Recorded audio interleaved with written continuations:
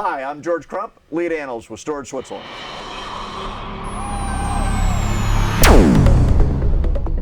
We're at VMworld 2015. One of the big topics here is Flash. Flash is everywhere, and there's different types of workloads, and everybody's got a specialized systems typically just for that workload. How can we get this stuff down and consolidate it and still effectively deliver the performance and price points that we need to? Joining me on the whiteboard to discuss this, I've invited Chris Tsilipounidakis. He is the manager of product marketing with Tegile. Chris, thanks for joining us today. Thank you. All right, let's talk about this. You know, we got these different workloads, high performance, OLTP, dead on for Flash, right? Yep. Virtual machines, absolutely. File, even some surprise there, but absolutely some value there. What do we got going on here?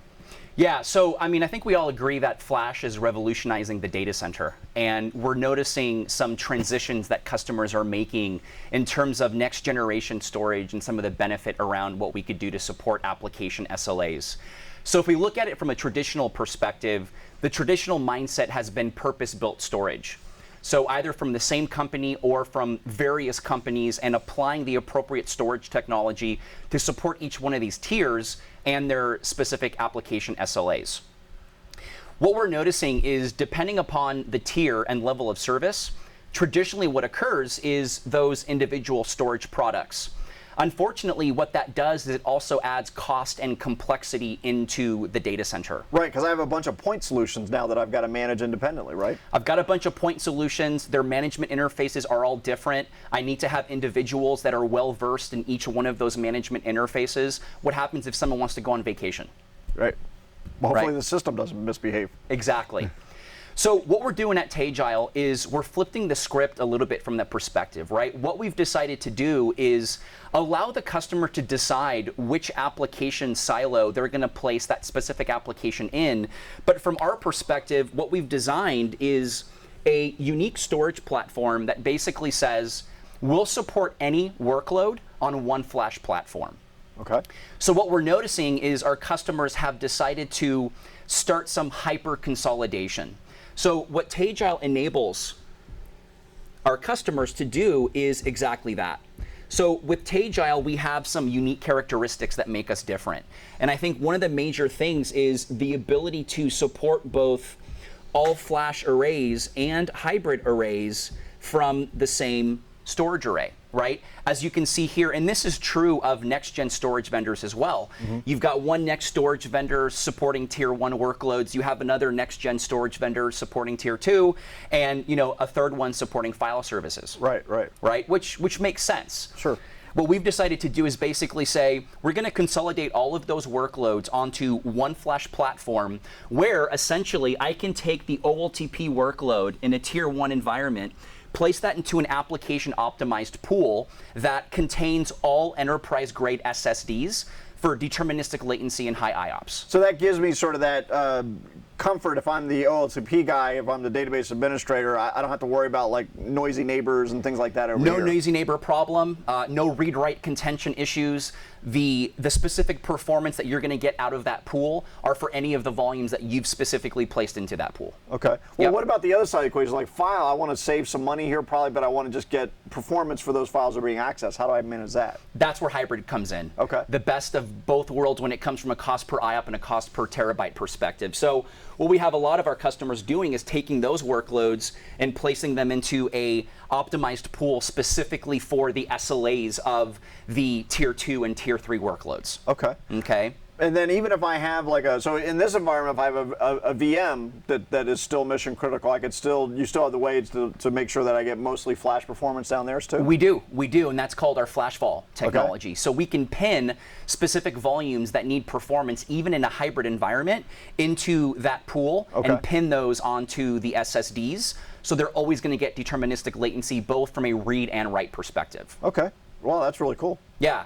So some other things that are enabling customers to do hyper-consolidation with Tegile, outside of the fact that not only do we have both all-flash and hybrid pools within the same array, we've also got all-flash arrays and hybrid arrays. Okay. So if there's a very paranoid customer, that paranoid customer can place their entire workload on a separate all-flash array in its own workload environment where you're not going to be sharing resources. Okay. Now, but doesn't that increase complexity because now I have two systems, or how do you guys address that? Yeah, great question. So between both of our systems, all-flash and hybrid, same operating system, same feature sets, and same user experience. Okay. So even if you're buying all-flash from Tegile and hybrid from Tegile, the user experience is going to be identical. Right, because with other vendors, the only thing that's really the identical, if you will, is the logo from the name, right? Absolutely. The interface is entirely separate, Yes, right? Yeah. yes. And the devil's in the details with a lot of that stuff. Right, sure. Yep. Now, I would think that this would also help me like in a disaster recovery situation where I can use something else at my DR site, right? Absolutely, great point, right? So if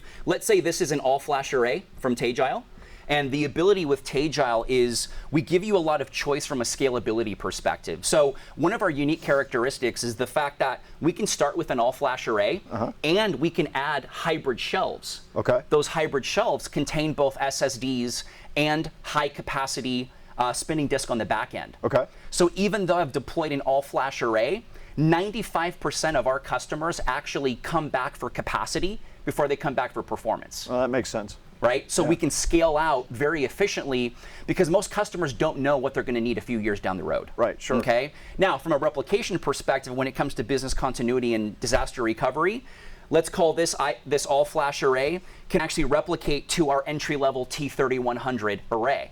And that's great from an overall TCO perspective. Right, sure. You've got mission-critical data here that you need to replicate over to your DR location. Right. This may not have performance requirements. Rather than buy two all-flash arrays, why not keep that cost down and be more efficient from that perspective? Well, and a lot of all-flash array vendors really force you to buy two all-flash arrays. Absolutely. Which I guess is great for them, not Right. so much for the customer. Not so much for the customer. Yeah. Now, is this replication software, is this your guys' stuff too? It is. It's native replication that resides within the feature set of IntelliFlash, Okay. which is our underlying operating system.